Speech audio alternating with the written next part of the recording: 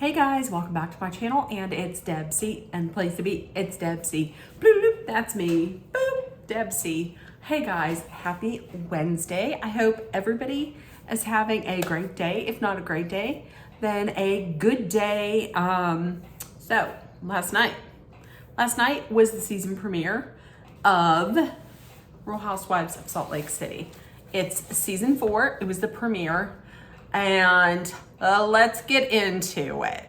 But listen, am I the only one who loved that opening? Like, for some reason, the opening with the Psalms, the Bible Psalms, kind of sent chills down my spine. I don't know why. I kind of liked it. I might be in the minority, but I kind of liked it. But before that, they opened up on May 10th, 2023. Producers, it was in the Bahama. Producers were busting down the door to get to Heather. Heather's on the phone yelling, "I can't believe that happened. I can't believe she did that," or something like that.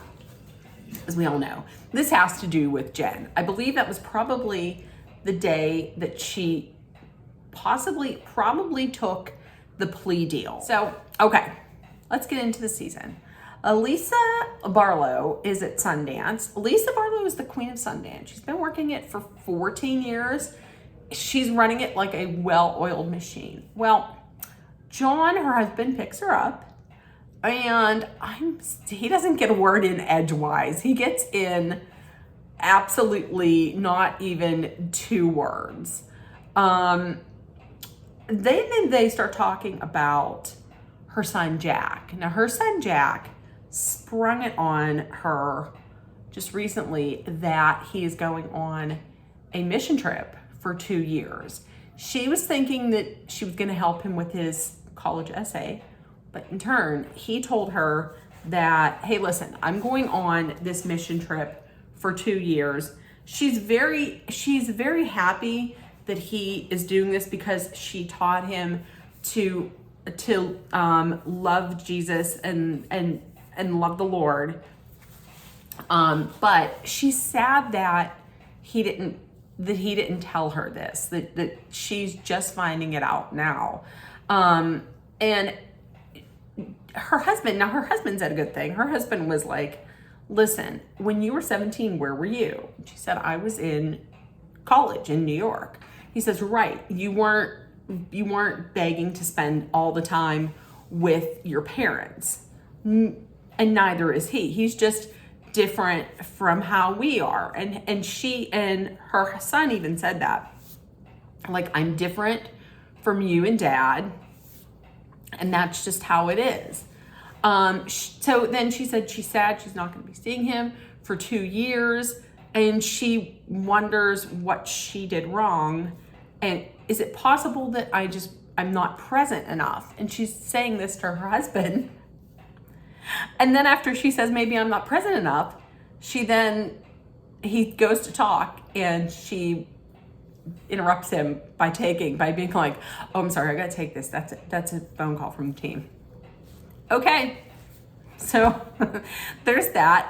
Heather, listen, things are changing for Heather. Heather's very successful. She has a second location for Beauty Lab. She is a New York Times bestseller with her book Bad Mormon. Listen, everybody, listen. If you are on the Real Housewives, you're eventually going to be offered a book. I don't know how many weeks she was. I don't know if she was at number 1. I mean, or how many weeks if she was. So, with all those successes, she's decided to buy a new house. With a new house, living out there in Utah, you get a ton of snow. Listen, I don't know if you're going to go out and shovel snow, maybe wear appropriate sized boots. I mean, not high heels. And also, maybe don't ask Meredith Marks to come over and help you.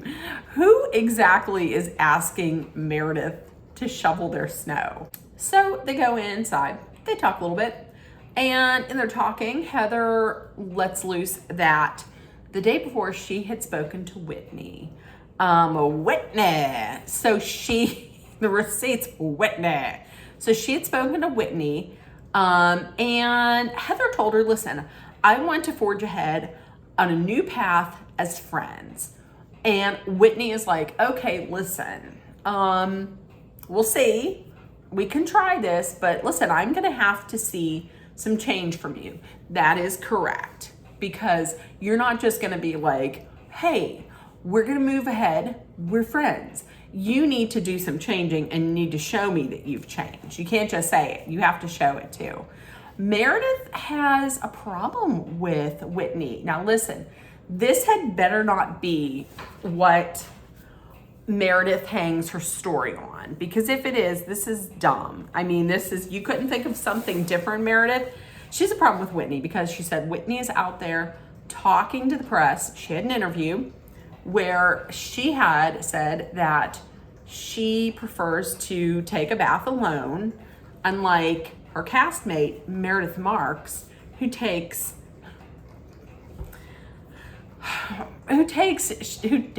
bathtub soaks with her husband. And she thinks it's creepy and it's dirty. Well, she didn't say dirty, she said creepy. And how about with those bacteria that are in there when two people are sitting in a tub in some dirty water? So Meredith did not take well to that. Meredith is upset. I mean, listen, I get being upset if somebody thinks you're dirty, because if somebody were to think I'm dirty, no ma'am. So I get upset about people thinking that you're dirty, but she wasn't so much about her being dirty. She was upset about the tub.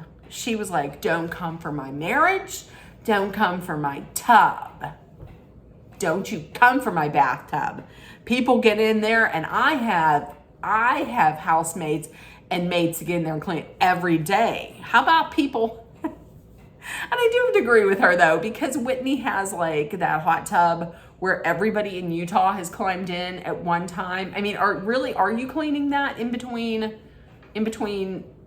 parties? I'm just saying those things need clean. I get that. But if this is what Meredith hangs her hat on all season, I don't know. That's a swing and a miss for me. So next up we have Mary Crosby. Mary Crosby, the Grandpa Marion cult church following Mary Crosby. She is back, allegedly, with the cult following. She's back. She trots up the hill, gets into Meredith's shop finally after not being able to open the door. And they talk. I mean, Meredith is the only one that she's talked to out of everybody. So she's back. I feel like she's decided, she said, I'll come back because Jen's no longer there. Some of the things going on with her. Robert Jr. has a girlfriend, but everybody's telling her that they're married, even though Robert Jr. still lives at home. Robert Sr., he was in Vegas for, was it say 20 years? He was not in Vegas for 20. I think she said he was in Vegas for 6 months, and she was okay with that, which, yeah, I mean, yeah. She then had asked Meredith, have you talked to Jen? Meredith was like, she's in prison. How am I going to talk to her? I mean, she's in prison. So that's a big no on that one. Next we have Angie K. Angie K, listen, Angie K is meeting new girl Monica and Lisa for lunch. Angie K shows up looking like a cartoon character in her ginormous sunglasses that are like this size. Okay, you should have had windshield wipers on it going like doot, doot, doot. They were ridiculous.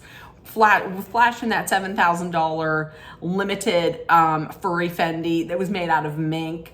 It was $7,000. Remember, she was giving me Dana Wilkie vibes. You remember? You see these glasses? $25,000. $25,000. See these glasses? That's what she was giving me. So she meets the two of them, and listen. Monica shows up first, then Lisa comes in. Lisa is like, I remember Monica, but she looks very different. Okay, here's the tea on Monica. Monica used to be blonde and pale. Now she is not. Very different. And the reason being is because, listen, she was afraid of Jen's. Jen fired her assistant, so Monica stepped in to help out. One day, Jen had said to her, do you want to be rich? Do you want to make $600,000 a year? Well, then just put this in your name. And Monica was like, this is weird. This doesn't sound right. So she called a friend of hers who's in the Secret Service. So many of us have friends that are in the Secret Service.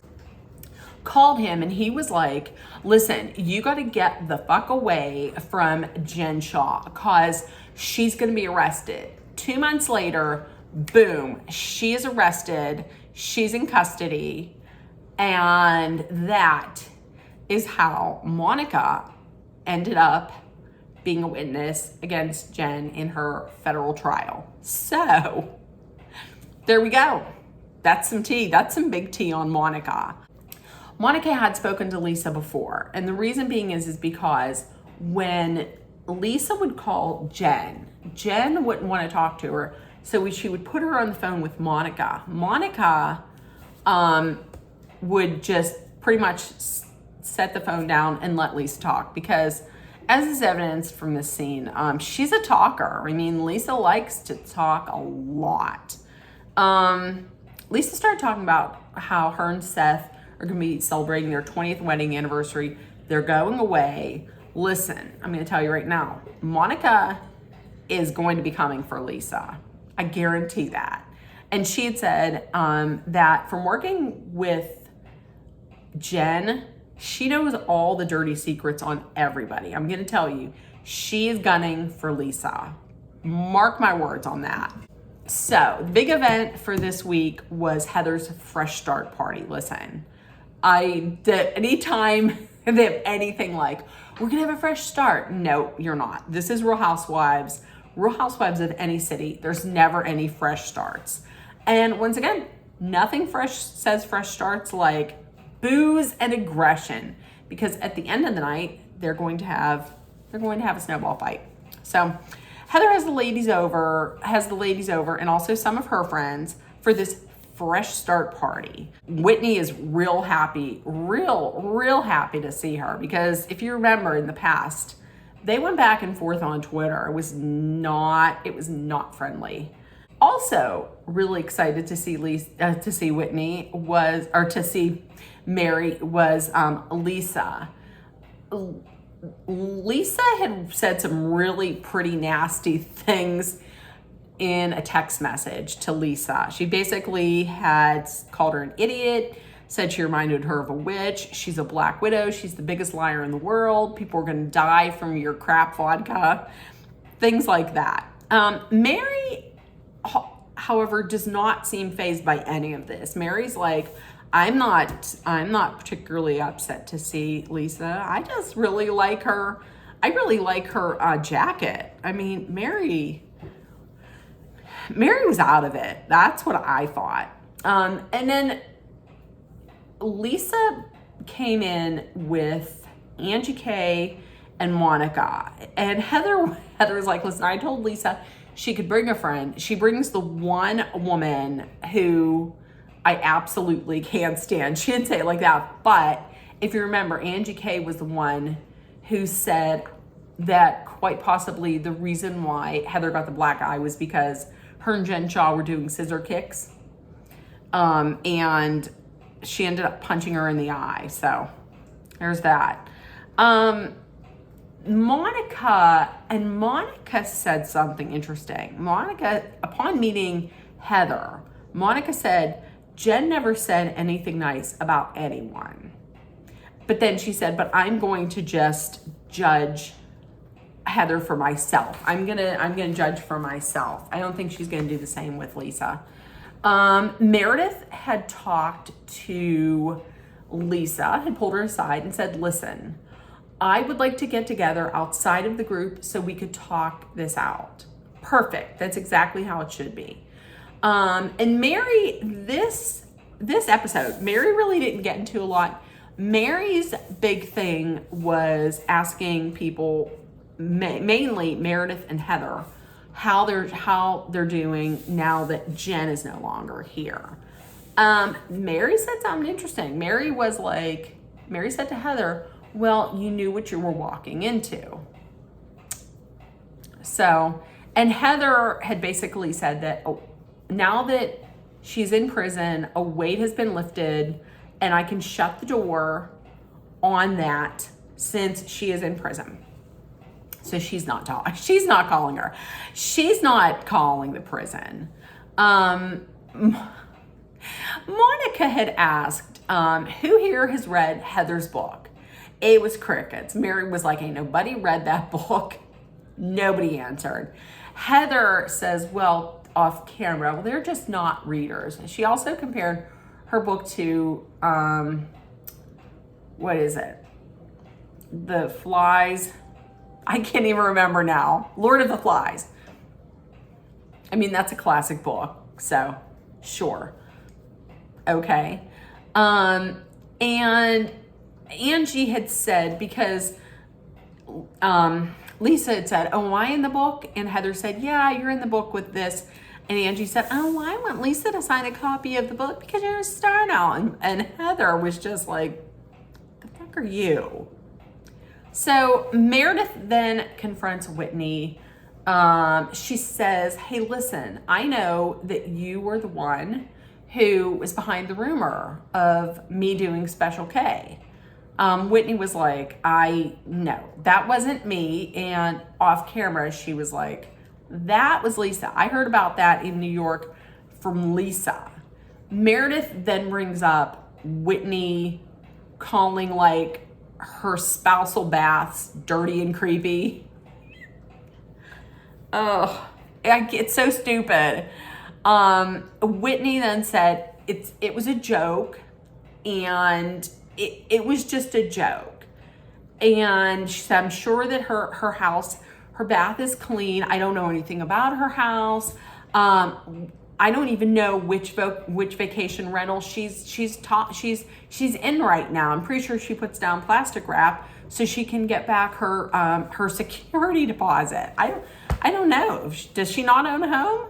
Guess not. With all that money? Okay, I guess not. And Whitney said she was just being shady. Like, she's like, I like to take my baths by myself. She's like, I like to take my baths by myself. I just think that taking a bath with someone else is just weird. So that didn't sound anything like her. So she said she's just being shady. She's just making a joke. Meredith doesn't buy that. Meredith off camera is like, you're just twisting this to benefit you, and then you don't take accountability. And then Meredith brings up the fact that, you know, Whitney and Justin would do this naked painting, and she was like, I didn't bring up this naked painting and how you probably got bacteria in your vagina and all this and that. Whitney apologized. Whitney was like, I'm sorry if it offended you. I'm so sorry if me talking about your tub offended you. She didn't say that. She said, I apologize. And I'm sorry if it offended you. Now listen, are we going to be able to move past this, or are you going to hold a grudge? Because I want you to hold a grudge. She's like, I do not hold a grudge. I never hold a grudge. And Meredith Marks never holds a grudge. So, and she said, well, good, because I don't want to lose brain cells over this. And then Meredith, too many times, says, don't lose brain cells. Don't lose brain cells. Don't lose brain cells. As if she's saying, like, listen, honey, you don't have enough to lose. Just save them. Don't think about this. So I don't know. We don't know if they're gonna be moving forward or not. Who knows? And the last thing, they're gonna have a snowball fight.